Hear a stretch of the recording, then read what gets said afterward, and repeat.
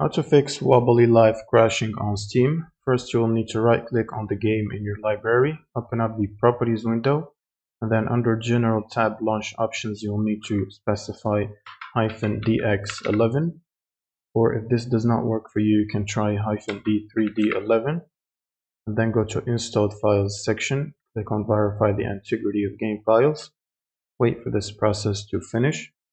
Now, once this is done, you can close out of this and close Steam, and then open up your GPU application. So for NVIDIA GPUs, you'll need NVIDIA app. You'll need to download and install it.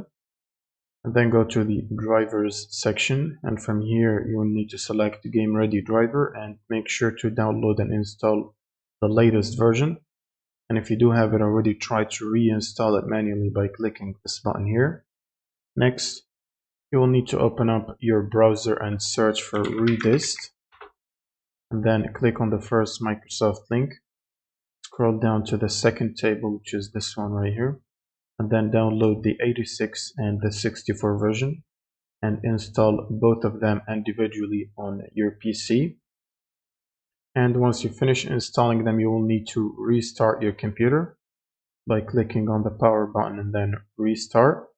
And once your computer is restarted, you will need to basically run Steam as administrator. And then you can try to launch the Wobbly Life game.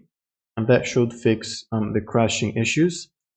But if for some reason the crashing issues persist, you can uninstall the game by right-clicking on it, manage, and then uninstall. And then just download it again from the Steam store. That's pretty much it for this video. Subscribe if you find this helpful, and see you on the next one.